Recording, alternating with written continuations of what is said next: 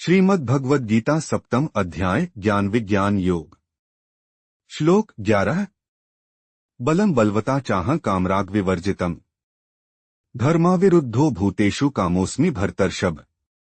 मैं बलवानों का कामनारहित आसक्तिरहित बल हूँ और सभी प्राणियों में धर्मानुसार जीवन का नियमन करने वाला काम इच्छा हूँ।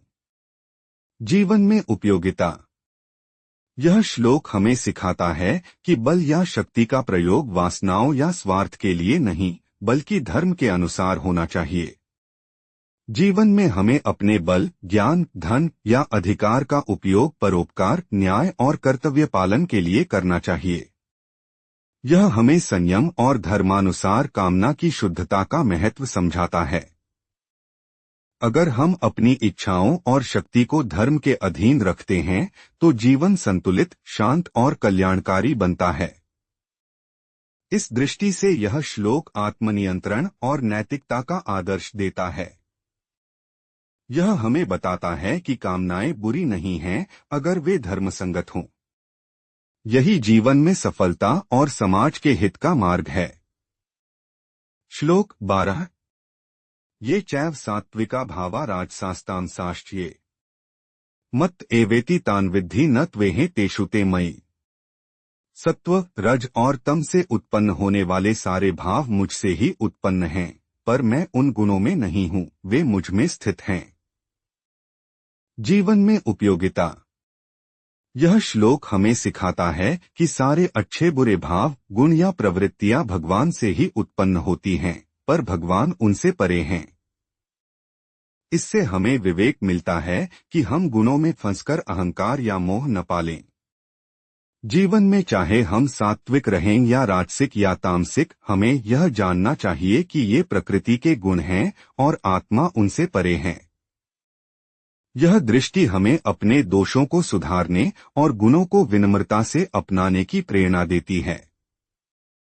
यह हमें बताता है कि परम सत्य निर्लेप है और हमें भी निर्लेप भाव में जीवन जीने का प्रयास करना चाहिए। श्लोक 13। त्रिभिर्गुणमयैर्भावैरेभ्यः सर्वमिदं जगत् मोहितः नाभिजानाति मामेभ्यः परं व्ययम्। तीनों गुणों से उत्पन्न भावों द्वारा यह संपूर्ण जगत मोहित है और मुझे, जो इन सबसे परे और अविनाशी हूँ, नहीं जान पाता। जीवन में उपयोगिता। यह श्लोक हमें यह गहरी सीख देता है कि संसार का आकर्षण हमें अपने असली स्वरूप से दूर कर देता है। जीवन में हम कामना, क्रोध, मोह, अहंकार जैसी प्रवृत्तियों के वशीभूत होकर ईश्वर को भूल जाते हैं। इस श्लोक का अभ्यास हमें चेतना देता है कि हम इन तीन गुणों के बंधन को पहचानें और उससे ऊपर उठने का प्रयास करें। यह हमें आत्मनिरीक्षण की प्रेरणा देता है। हम समझें कि ईश्वर अति निकट होते हुए भी हमारे अज्ञान के कारण हम उन्हें अनुभव नहीं करते।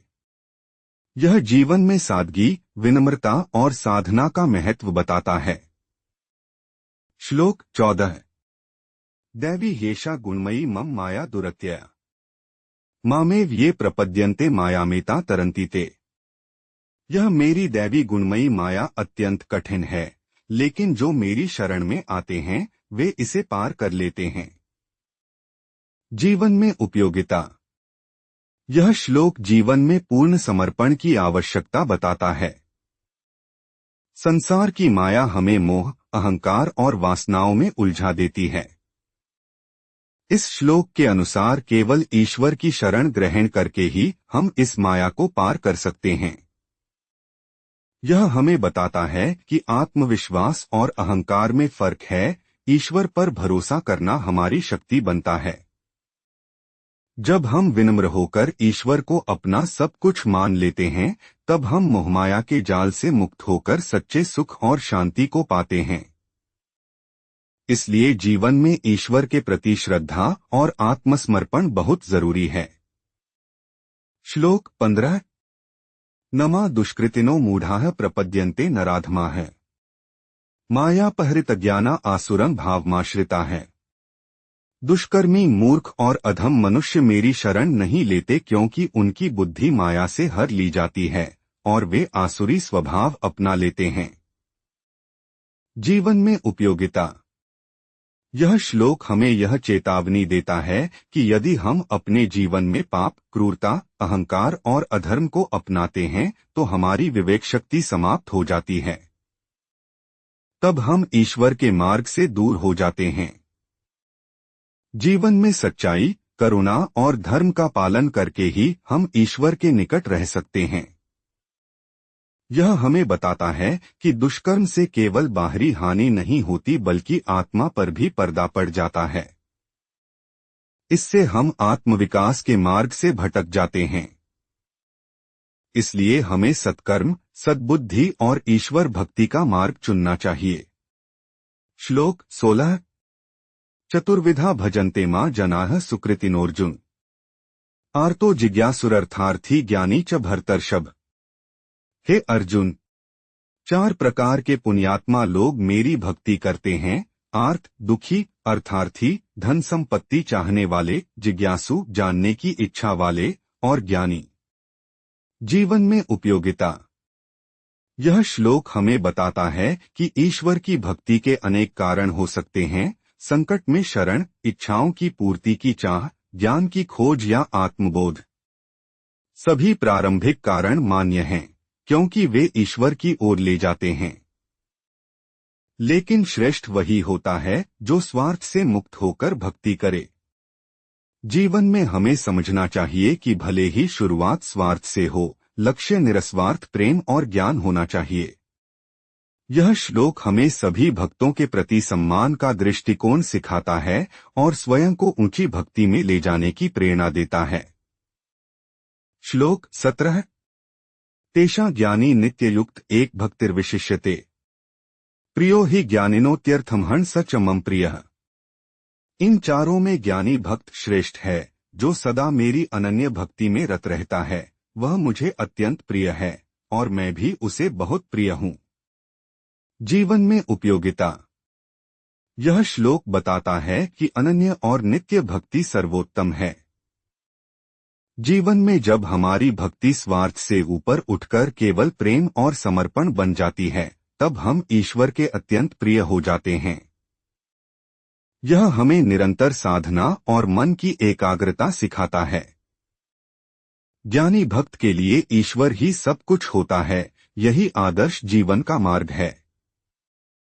यह श्लोक हमें भक्ति में गहराई और शुद्धता लाने के लिए प्रेरित करता है। ईश्वर को पाने के लिए ज्ञान और प्रेम दोनों आवश्यक हैं। श्लोक 18। उदाराय सर्व एवैते ज्ञानी त्वात्मैव में मतम्। आस्थितः स ही युक्तात्मा मामेवानुत्तमागतिम्। ये सब भक्त उदार हैं, पर मेरे मत में ज्ञानी भक्त तो मेरा ही स्वरूप है, क्योंकि वह मुझ में स्थिर होकर मुझे ही सर्वोच्च लक्ष्य मानता है। जीवन में उपयोगिता। यह श्लोक हमें बताता है कि हर भक्ति अच्छी है, लेकिन जो ईश्वर को ही अपना अंतिम लक्ष्य मानता है वह सबसे महान होता है। जीवन में हमें उदारता और समर्पण का भाव रखना चाहिए। ज्ञानी भक्त के लिए ईश्वर अलग नहीं रहता, वह उसे अपना आत्मा ही मानता है। यह अद्वैत दृष्टि हमें आत्मीयता और प्रेम सिखाती है। यह श्लोक हमें दूसरों की भक्ति का सम्मान करना और अपनी भक्ति को गहन बनाना सिखाता है। जीवन में इसे अपनाकर हम संसार में रहते हुए भी ईश्वर में लीन रह सकते हैं। श्लोक 19। बहुना जन्मनामन्ते ज्ञानवान्मा प्रपद्यते। वासुदेवः सर्वमिति स महात्मा सुदुर्लभः। अनेक जन्मों के बाद ज्ञानी भक्त मेरी शरण में आता है और समझता है कि वासुदेव ही सब कुछ हैं। ऐसा महात्मा अत्यंत दुर्लभ है। जीवन में उपयोगिता। यह श्लोक हमें धैर्य और साधना का महत्व सिखाता है। सच्चा ज्ञान और समर्पण एक दिन में नहीं आता, यह कई जन्मों का पुण्य और प्रयास मांगता है। जीवन में हमें समझना चाहिए कि हर अनुभव हमें ईश्वर के निकट ले जाता है। अंततः वही महात्मा होता है जो हर जगह ईश्वर को देखता है। यह श्लोक हमें विनम्रता सिखाता है, यह जानकर कि ऐसा दृष्टिकोण दुर्लभ है हम और भी अधिक लगन से भक्ति करते हैं। यह श्लोक हमें जीवन भर साधना, धैर्य और श्रद्धा बनाए रखने की प्रेरणा देता है। श्लोक 20। कामस्तैस्तैर्हरितज्ञानाः प्रपद्यन्ते न्यदेवताः तंत नियमास्थाय प्रकृत्या नेता है स्वया। जिन लोगों का ज्ञान कामनाओं से नष्ट हो जाता है, वे अपनी प्रकृति के अनुसार अन्य देवताओं की शरण में जाते हैं और उनके पूजन के नियम अपनाते हैं। जीवन में उपयोगिता। यह श्लोक बताता है कि कामना और स्वार्थ ज्ञान को ढक लेते हैं और लोग तत्काल लाभ के लिए अन्य साधनों और देवताओं की शरण लेते हैं। जीवन में हमें अपनी कामनाओं को देखना और उनका नियंत्रण करना सीखना चाहिए। ईश्वर सब में है, लेकिन असली भक्ति कामनाओं से मुक्त होती है। यह श्लोक हमें आत्मनिरीक्षण का अवसर देता है, क्या हमारी भक्ति भी स्वार्थ से प्रेरित है? यह हमें सिखाता है कि सच्ची भक्ति का मार्ग सरल नहीं लेकिन सर्वोत्तम है। जीवन में संयम और विवेक से हम अपनी भक्ति को शुद्ध कर सकते हैं। ओम नमो भगवते वासुदेवाय।